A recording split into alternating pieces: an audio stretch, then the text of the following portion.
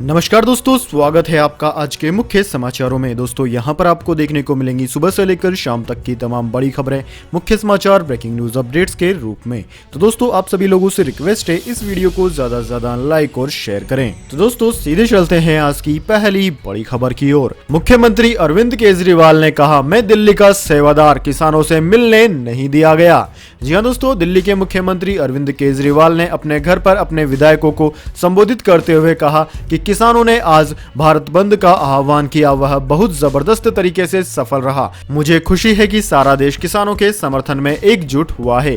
मेरा भी मन था कि मैं एक आम आदमी की तरह बॉर्डर पर जाऊंगा और किसानों को समर्थन करूंगा, लेकिन शायद इन्हें पता चल गया। सीएम केजरीवाल ने कहा कि मुझे अन्ना आंदोलन याद आ गया। उस टाइम भी इन लोगों ने बड़े बड़े स्टेडियमों को जेल में तब्दील कर दिया था और हम लोगों को उनमें डाल दिया था, इसीलिए हमने परमिशन नहीं दी, तभी से ये परेशान है। विपक्ष पर निशाना साधते हुए अरविंद केजरीवाल ने कहा कि हमने स्टेडियमों को जेल नहीं बनने दिया। हमने सबको हिदायत दे रखी है कि कोई भी आम आदमी पार्टी टोपी या पट्टा पहनकर नहीं जाएगा। हम देशभक्त बनकर जाएंगे और किसानों की सेवा करेंगे। मैं भी कल सेवादार ही बनकर गया था। इससे भी केंद्र सरकार बड़ी नाराज थी कि एक तो हमने उनको स्टेडियम को जेल बनाने की परमिशन नहीं दी, दूसरा किसानों के लिए सहूलियतें मुहैया करवा रहे हैं। दोस्तों केजरीवाल ने कहा कि यहां बैठकर प्रभु से प्रार्थना की मैंने, आंदोलन सफल रहा। दोस्तों आपकी जानकारी के लिए बता दें, कल दिन भर पूरे दिन यही चर्चाएं चलती रही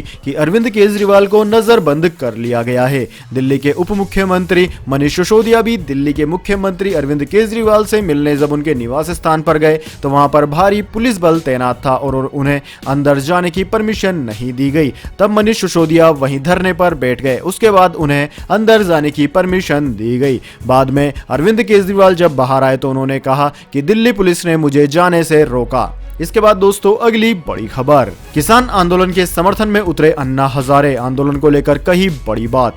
जी हां दोस्तों, नरेंद्र मोदी सरकार द्वारा पास किए गए 3 कृषि बिलों को लेकर किसानों ने भारत बंद का आह्वान किया, जबकि राजधानी दिल्ली के सिंधु बॉर्डर पर पिछले 12 दिन से लगातार किसानों का प्रदर्शन भी जारी है। दोस्तों किसानों के समर्थन में विपक्ष के अलावा तमाम बॉलीवुड इंडस्ट्री के सितारे भी उतरे हैं। अब अन्नदाताओं का साथ देने के लिए समाज सेवी अन्ना हजारे भी मैदान में आ गए हैं। दोस्तों किसानों के समर्थन में अन्ना हजारे ने एक दिन के लिए अनशन किया। अन्ना हजारे ने कहा कि देश भर में आंदोलन होना चाहिए ताकि सरकार पर दबाव बने और वह किसानों के हित में कदम उठाए। हजारे ने एक संदेश में कहा कि मैं देश के लोगों से अपील करता हूं कि दिल्ली में जो आंदोलन चल रहा है वह पूरे देश में चलना चाहिए। सरकार पर दबाव बनाने के लिए ऐसी स्थिति बनाने की जरूरत है और इसके लिए किसानों को सड़कों पर उतरना होगा, लेकिन कोई हिंसा न करे। इसके बाद दोस्तों अगली बड़ी खबर, जयपुर में बीजेपी कांग्रेस कार्यकर्ताओं में हाथापाई, पुलिस ने किया लाठीचार्ज। जी हां दोस्तों, किसान आंदोलन के भारत बंद के दौरान जयपुर में प्रदेश बीजेपी कार्यालय के बाहर एनएसयूआई और भाजपाइयों कार्यकर्ता आपस में भिड़ गए। किसान आंदोलन और भारत बंद का समर्थन कर रहे एनएसयूआई के कार्यकर्ता प्रदर्शन करते हुए प्रदेश बीजेपी मुख्यालय पहुंच गए। यहां पर एनएसयूआई और भाजपाइयों कार्यकर्ताओं में झगड़े की नौबत आ गई। दोस्तों झगड़ा एनएसयूआई कार्यकर्ताओं द्वारा प्रधानमंत्री नरेंद्र मोदी के खिलाफ नारेबाजी करने और बीजेपी ऑफिस के सामने मोदी का पुतला जलाने की बात को लेकर हुआ। पुतला जलाने और भाजपाइयों के ऑफिस के बाहर धरना देने पर कार्यकर्ताओं ने एतराज जताया, तो इस दौरान पुलिस की मौजूदगी के बावजूद दोनों पक्षों में लात घुसे चल गए। मौके पर मौजूद पुलिस ने हालांकि स्थिति को नियंत्रण में कर लिया और मामले को शांत करवाया, लेकिन तब तक पथराव भी शुरू हो चुका था। इसके बाद दोस्तों अगली बड़ी खबर, किसान आंदोलन के बीच टिकरी बॉर्डर पर सोनीपत से प्रदर्शन में हिस्सा लेने आए एक किसान की हो गई मौत। जी हां दोस्तों, दिल्ली से सटी सीमाओं पर किसान लगातार प्रदर्शन कर रहे हैं। दोस्तों भारत बंद के आह्वान के दौरान एक किसान की आज मौत हो गई। मिली सूचना के अनुसार बीती रात यहां अजय मोर नाम के एक व्यक्ति की मौत हो गई। पुलिस ने आशंका जताई है कि अजय की मौत ठंड लगने की वजह से हुई है। अजय मोर बरोदा गांव तहसील गोहाना के रहने वाले एक किसान थे और यहां प्रदर्शन में हिस्सा लेने पहुंचे थे। सोनीपत के इस किसान की उम्र सिर्फ 32 साल थी। अजय पिछले कुछ दिनों से टिकरी बॉर्डर पर धरने पर बैठे थे। जानकारी के मुताबिक अजय मोर रात को TDI पार्क में सोए थे और सुबह मृत पाए गए। पुलिस के मुताबिक फिलहाल मौत की असली वजह पता नहीं लग पाई है और पोस्टमार्टम रिपोर्ट आने के बाद ही मामला साफ होगा कि अजय की मौत कैसे हुई। पुलिस शव को पोस्टमार्टम के लिए लेकर गई। इसके बाद दोस्तों अगली बड़ी खबर, किसान आंदोलन पर बोले कैप्टन अमरिंदर सिंह, कहा अगर मैं सरकार में होता तो तुरंत हटा लेता कानून। जी हां दोस्तों, कृषि बिल के विरोध में किसानों का आंदोलन जारी है। कृषि कानूनों के विरोध में किसानों ने भारत बंद भी बुलाया था। वहीं पंजाब के मुख्यमंत्री अमरिंदर सिंह ने अपनी बातों को दोहराते हुए कहा कि इस भारत बंद के दौरान पूरे देश के किसानों ने एकता दिखाई है, इसलिए केंद्र सरकार को चाहिए कि वो किसानों की मांगों को मानते हुए उनसे बातचीत करे और तीनों संशोधनों को खारिज करे। पंजाब के मुख्यमंत्री ने सवालिया अंदाज में पूछा कि केंद्र सरकार किसानों के मुद्दे पर ध्यान क्यों नहीं दे रही है, जबकि इस मुद्दे को लेकर देश के सभी किसान एकजुट हैं और इसमें बदलाव की मांग कर रहे हैं। सरकार को चाहिए कि सभी स्टेक होल्डर्स से इस मामले में बात कर बातचीत के समाधान निकाले। उन्होंने कहा कि अगर मैं सरकार में होता तो बिना किसी देरी के किसानों से बात करता और अपनी गलतियों को मानते हुए तीनों संशोधनों को तुरंत हटा लेता। इसके बाद दोस्तों अगली बड़ी खबर, माउंट एवरेस्ट की ऊंचाई का रिकॉर्ड टूटा, नेपाल चीन ने की घोषणा, अब यह है नई ऊंचाई। जी हां दोस्तों, दुनिया की सबसे ऊंची पर्वतीय चोटी माउंट एवरेस्ट की ऊंचाई बढ़ गई है। नेपाल और चीन ने 2 साल तक सर्वे वर्क पूरा करने के बाद माउंट एवरेस्ट की नई ऊंचाई की संयुक्त घोषणा की है। इस घोषणा के बाद अब दुनिया की किताबों में भी एवरेस्ट की ऊंचाई के आंकड़ों में परिवर्तन हो जाएगा। दोस्तों जानकारी के मुताबिक वर्ष 2015 में आए विनाशकारी भूकंप में एवरेस्ट चोटी की ऊंचाई को लेकर कई तरह के सवाल उठे थे। इसे देखते हुए नेपाल सरकार इस चोटी का दोबारा से सर्वे करवाना चाहती थी। इसे देखते हुए नेपाल सरकार ने वर्ष 2018 में चीन के साथ मिलकर माउंट एवरेस्ट की चोटी को दोबारा से मापने का फैसला किया। यह सर्वे पूरा होने के बाद नेपाल के विदेश मंत्री और चीन के विदेश मंत्री ने मंगलवार को एवरेस्ट की नई ऊंचाई की घोषणा की। दोस्तों आपकी जानकारी के लिए बता दें, नई ऊंचाई 86 सेंटीमीटर ज्यादा है पिछली से, यानी कि अब सर्वे के अनुसार नई ऊंचाई 8,848 मीटर से बढ़कर 8,848.86 मीटर हो गई है। दोस्तों माना जा रहा है कि भारी बर्फबारी के कारण एवरेस्ट की ऊंचाई में यह बढ़ोतरी हुई है। इसके बाद दोस्तों अगली बड़ी खबर, इस महामारी की वैक्सीन के वितरण के लिए बने वैश्विक नीति, भारत ने यूनाइटेड नेशंस से की मांग। जी हां दोस्तों, भारत ने इस महामारी वैक्सीन के समान वितरण में आने वाली बाधाओं को दूर करने के लिए संयुक्त राष्ट्र से पहल करने की मांग की है। भारत ने कहा है कि वह दुनिया तक इस महामारी वैक्सीन को पहुंचाने में आने वाली बाधाओं को हटाने का इंतजाम करे। यूनाइटेड नेशंस में भारतीय राजनयिक प्रतीक माथुर ने दुनिया के सभी देशों तक सस्ती दवाओं, जांच करने वाले उपकरणों और इलाज की तकनीकों की समान पहुंच न होना बड़ी चिंता का विषय बताया है। इसके बाद दोस्तों अगली बड़ी खबर, भारतीयों को 250 रुपए में मिलेगी इस महामारी की वैक्सीन, जल्द होंगी डील। जी हां दोस्तों, पूरी दुनिया को इस वक्त इस महामारी की वैक्सीन का इंतजार है। रोजाना वैक्सीन को लेकर कुछ नई खबरें आज ही जाती हैं। अब दोस्तों खबर यह आई है कि सीरम इंस्टीट्यूट ऑफ इंडिया और केंद्र सरकार के बीच वैक्सीन की कीमत तय करने के लिए एक कॉन्ट्रैक्ट पर सिग्नेचर होने जा रहे हैं। दोस्तों बिजनेस स्टैंडर्ड की एक रिपोर्ट में इस मामले से जुड़े लोगों के हवाले से बताया गया है कि सरकार को इस महामारी वैक्सीन की बड़े पैमाने पर सप्लाई के लिए सीरम इंस्टीट्यूट से काफी उम्मीदें हैं, जिसने सोमवार को औपचारिक आवेदन देकर एस्ट्राजेनेका की वैक्सीन के इमरजेंसी उपयोग के लिए अनुमति मांगी है। भारत और सीरम के बीच होने वाले करार के तहत वैक्सीन के एक डोज की कीमत 250 रुपए तय की जा सकती है। अब दोस्तों इसके बाद में जान लेते हैं क्या है पूरी दुनिया और भारत में इस महामारी की स्थिति। तो दोस्तों सबसे पहले बात कर लेते हैं भारत की। तो दोस्तों भारत की बात की जाए तो भारत में इस वक्त तक इस महामारी के संक्रमितों का आंकड़ा 97 लाख को पार कर गया है, जबकि दोस्तों इस महामारी से मरने वालों की संख्या 1,41,000 के पार है। दोस्तों इस महामारी का सबसे ज्यादा असर महाराष्ट्र पर हुआ है। महाराष्ट्र में 18,55,000 से ज्यादा संक्रमित मरीज अब तक सामने आ चुके हैं। इसके बाद में दोस्तों कर्नाटक, आंध्र प्रदेश, तमिलनाडु, केरला, दिल्ली, वेस्ट बंगाल, उत्तर प्रदेश, ओडिशा, राजस्थान, तेलंगाना, छत्तीसगढ़, हरियाणा, बिहार आदि राज्यों का नाम आता है। वहीं दोस्तों इसी बीच एक्टिव केसों की संख्या में भारत में लगातार घटोतरी जारी है। भारत में अब एक्टिव केस मात्र 3,80,000 ही बचे हैं। इसके बाद दोस्तों अब जान लेते हैं क्या है पूरी दुनिया के हालात।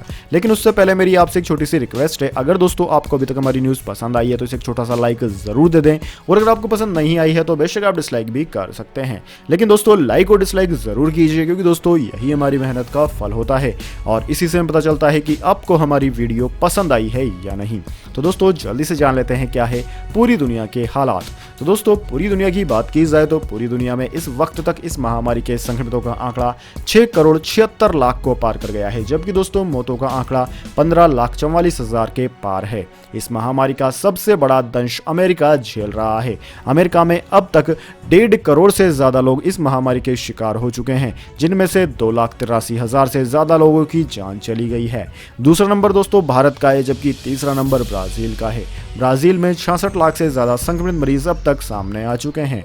दोस्तों इन तीनों देशों के बाद में Russia, France, Italy, United Kingdom, Spain, Argentina, Colombia, Germany, Mexico, Poland, Iran, Peru, Turkey आदि देशों का नाम आता है। इसके बाद दोस्तों अगली बड़ी खबर, India versus Australia, clean sweep से चूकी टीम इंडिया, आखिरी T20 मुकाबला हारी, पिछले 12 T20 मैचों में मिली पहली हार।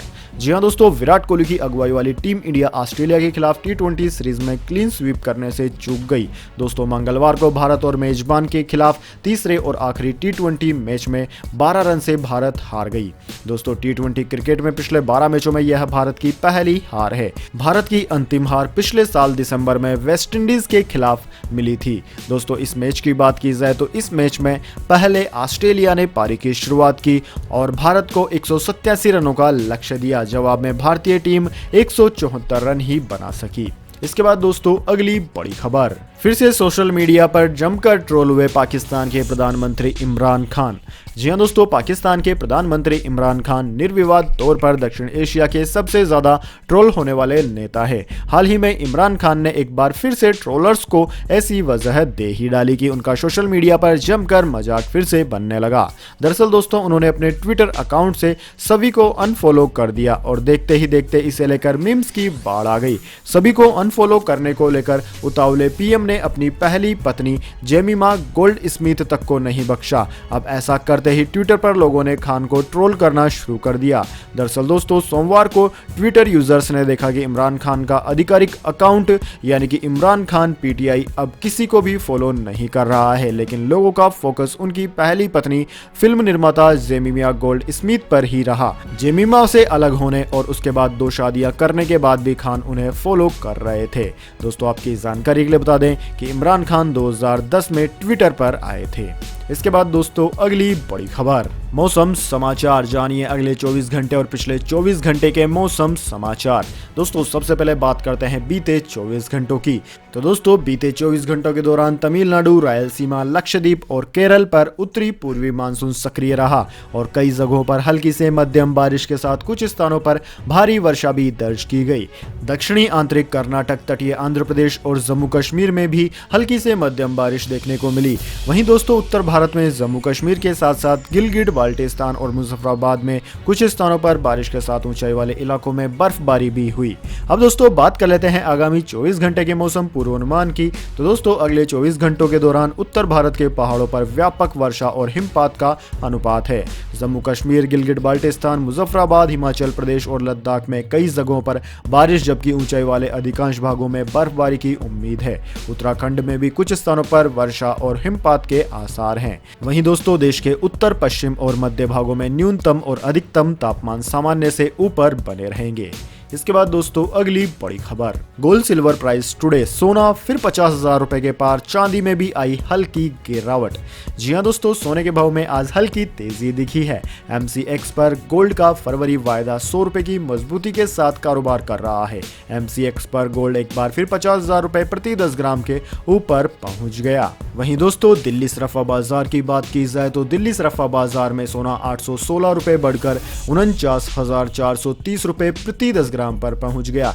जबकि दूसरी ओर चांदी की बात की जाए तो चांदी 3,063 रुपए चढ़कर 64,361 रुपए प्रति किलोग्राम पर पहुंच गई है। साथ ही अंतर्राष्ट्रीय स्तर की बात करें तो अंतर्राष्ट्रीय स्तर पर सोना $1,864 प्रति औंस, जबकि चांदी $24.52 प्रति औंस पर रही। इसके बाद दोस्तों अगली बड़ी खबर, पेट्रोल डीजल प्राइस टुडे। 6 दिन बाद पेट्रोल डीजल की कीमतों में रोक लगी। जी हाँ दोस्तों, पेट्रोल और डीजल की कीमतों में कोई बदलाव नहीं हुआ है। लगातार 6 दिन तक बढ़ने के बाद पेट्रोल डीजल के दाम आज थमे रहे। आज तेल मार्केटिंग कंपनियों ने कीमतों में कोई बदलाव नहीं किया है। फिलहाल दोस्तों, नई दिल्ली यानी कि दिल्ली में पेट्रोल का भाव जाने तो दिल्ली में 1 लीटर पेट्रोल का भाव 83 रुपए 71 पैसे प्रति लीटर है, जबकि डीजल की बात की जाए तो डीजल की कीमत 73 रुपए 87 पैसे प्रति लीटर रही। इसके बाद दोस्तों, अगली बड़ी खबर, पीडीपी अध्यक्ष महबूबा मुफ्ती ने केंद्र पर लगाए गंभीर आरोप, कहा मुझे फिर किया गया नजरबंद। जी हां दोस्तों, जम्मू कश्मीर की पूर्व मुख्यमंत्री और डेमोक्रेटिक पार्टी पीडीपी की अध्यक्ष महबूबा मुफ्ती ने एक बार फिर खुद को नजरबंद किए जाने का आरोप लगाया है।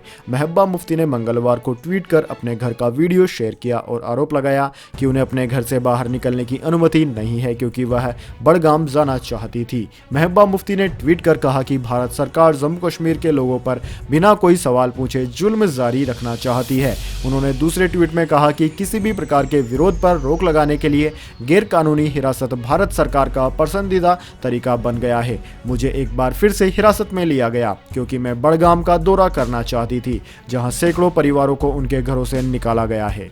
इसके बाद दोस्तों, अगली बड़ी खबर, कारडा जनता सरकारी बैंक लिमिटेड हुई बंद, आरबीआई ने रद्द कर दिया लाइसेंस।